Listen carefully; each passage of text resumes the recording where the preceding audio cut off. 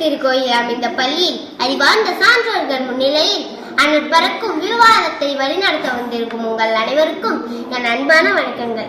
இன்னைக்கு நம்ம பேச போறது மாணவர்களுக்கு பிடிச்ச விஷயம் எது. காலையில 8 மணிக்கு எழுந்திருக்கணும். அம்மா ப்ளீஸ் ப்ளீஸ் நான் 5 நிமிஷம் தூங்குறேன்னு சொல்ற வீடு சந்தோஷம் தருதா, இல்ல காலையிலே எழுந்திரிச்சு யூனிஃபார்ம் போட்டுக்கிட்டு பேக மாட்டிக்கிட்டு நண்பர்களோட ஆட்டம் போடுற ஸ்கூல் சந்தோஷம் தருதா அப்படின்னு பேச 2 டீம் ரெடியா இருக்காங்க.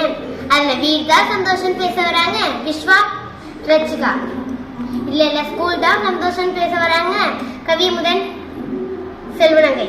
இப்ப வீடு தான் சந்தோஷம் பேச வராங்க விஸ்வா. அனைவருக்கும் வணக்கம். நிச்சயமா சொல்றேன், வீடு தாங்க பெஸ்ட்.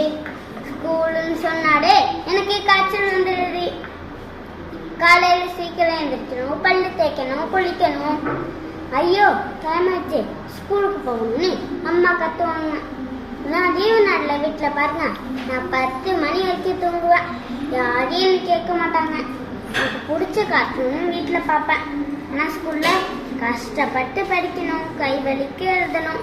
டீச்சர்ஸ் மட்டும் ஒரே ஒரு சப்ஜெக்டை படிச்சுட்டு வந்து கிளாஸ் எடுப்பாங்க. மேத்ஸ் டீச்சருக்கு சயின்ஸ் தெரியாது, சயின்ஸ் டீச்சருக்கு ஹிஸ்டரி தெரியாது. நாங்கள் மட்டும் எல்லா சப்ஜெக்டையும் படிக்கணும், எல்லா சப்ஜெக்ட்லையும் நல்ல மார்க் எடுக்கணும். இது என்ன சார் லாஜிக்கு? அதனால தான் சொல்கிறோம், வீட்டில் இருக்கிறதா ஜாலி, ஸ்கூலுக்கு போனால் அங்கே காலி. வாய்ப்பளித்தமைக்கு நன்றி. இப்போ பார்த்து சொல்லுங்க நடுவரவர்களே.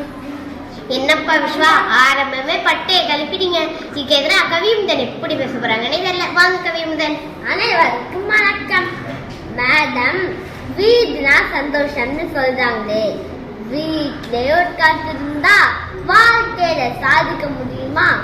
ஸ்கூல்ல மிஸ் எனக்கு ஸ்டார் போட்டு என்கரேஜ் பண்ணுவாங்க, ரன் சொல்லி தருவாங்க, டான்ஸ் ஆடலாம். வீட்ல நான் தனியாள், ஆனா ஸ்கூல் எனக்கு ஒரு பட்டாளமே இருக்கு. ஃப்ரெண்ட்ஸ் கூட ஜாலியா விளையாடலாம். ஸ்கூலுக்கு போறது ஒரு ட்ரைனிங். காலையில 6 மணிக்கு அலாரம் வச்சு எழுந்திக்கிறது கஷ்டம்தான். ஆனா அப்போதான் எதிர்காலத்துல பெரிய பெரிய கம்பெனிக்கு சிஓவாக ஆக முடியும். வீட்டுல டிவி பார்த்தா கண்ணு கெட்டு போகும்.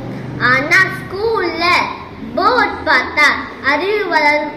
நாளைக்கு நாம ஜெயிச்சு பெரிய ஆளாகிறத நினைச்சு பார்த்தாலே இன்னைக்கு சந்தோஷமா ஸ்கூல் போகிறாங்க.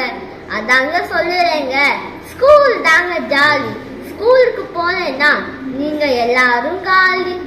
இப்போ சொல்லுங்க நல்லது அவர்களே, தீர்ப்பு எந்த பக்கம்னு எனக்கு பேச வாய்ப்பு அளித்தமைக்கு நன்றி. ஒண்ணுக்கு சலிச்சது இல்லாத மாதிரி ரொம்ப அருமையா பேசுறீங்க கவிமுதன். இப்ப வீடு தான் சந்தோஷம் பேச வராங்க ரச்சிகா. மேடம், சீவு வாங்குறது அமெரிக்கா போலாம், அப்புறம் இருக்கட்டுங்க. முதல்ல ஹெல்த் முக்கியங்க. ஸ்கூல் பேக்கை தூக்கிப்பாங்க. எவ்வளோ வெயிட்டா இருக்குது. எங்க தாத்தாவுக்கு 60 வயசுல வந்த முதல் எனக்கு 5 வயசுல வந்துட்டுங்க. அந்த ஸ்கூல் பேக்கை தூக்கிட்டு இல்ல ஸ்கூலுக்கு போறேன்னா இல்ல விளையாட போறேன்னா எனக்கே தெரியலங்க. காலை என்றுடன் படிப்பு, மாலை முழுவதும் விளையாட்டு அப்படின்னு பாதியா சொல்லியிருக்காங்க. ஆனா நாங்க காலையில மட்டும் மாவட்டிக்கிட்டோம். Fashion class, tuition class, summer கிளாஸ்னு இல்ல லீவ் நாள்ல கூட நிம்மதியா இருக்க விட மாட்டாங்க. எங்களுக்கு நிம்மதி வேணும், சுந்திரம் வேணும். அல்ல எங்க வீட்டுல தாங்க கிடைக்கும். எங்க மிஸ் ஒரு நாள் லீவ் போட்டா கூட அவ்வளோ சந்தோஷமா இருக்குங்க. இல்ல ஃப்ரீயா விட்டாலே நாங்க நல்லா படிப்போங்க. எனக்கு வாய்ப்பளித்தமைக்கு நன்றி.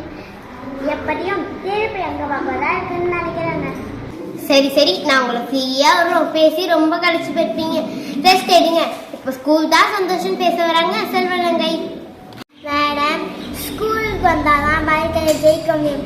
வீட்டில் இருந்தால் வேறு சோம்பேறித்தனமாக தான் இருக்க முடியும். மிஸ் ஸ்கூலில் கொடுக்குற பனிஷ்மெண்ட் கஷ்டம் வாங்கல, அதாங்க நம்மளை ஸ்ட்ராங்காக இருக்குது. மிஸ்ஸு முட்டி போட சொன்னால் காலிச்சிட்டாங்க, கை தூக்க சொன்னால் தோழிச்சிட்டாங்க. இதான் இலவசம் ஜும்மு மாரி தாங்க. மிஸ் கணக்கு பிள்ளை இருந்தாலே ஒரு நெருப்பு மாரி. கணக்கு சாரை மட்டும் சமாளிச்சிடும். வாழ்க்கையை எப்பேற்பட்ட பிரச்சனை இருந்தாலும் சமாளிச்சேன். நீங்கள் வீட்டில் இருக்காங்க செல்லக்குட்டி, ஸ்கூலுக்கு போனால் நீங்கள் தாங்க சிங்கக்குட்டி. பயப்படுத்தமைக்கு நன்றி. ரொம்ப அருமையா பேசிட்டீங்கம்மா. இப்ப இப்போ வீடு தான் சந்தோஷங்கிற தரப்புல இவங்க பேசிட்டாங்க, ஸ்கூல் தான் சந்தோஷங்கிற தரப்புல இவங்க பேசிட்டாங்க. இப்போ நான் தான் பேசணுமா? என்னை மட்டும் விட்டுட்டீங்களா? சரி, விவாதம்னு ஒன்று வந்துட்டுனா அதுக்கு முடிவு இருக்கணும் தானே. வீடு தாங்க நம்ம கூடு, வானம் தாங்க நம்ம பள்ளி. வீட்டிலே உட்காந்துருந்தா பறக்க முடியுமா? வானத்துல பறந்தாதான் உலகம் தெரியும். நீங்க வீட்டில் இருந்தீங்கன்னா அன்பு கிடைக்கும், ஸ்கூலுக்கு வந்தீங்கன்னா அறிவு கிடைக்கும்.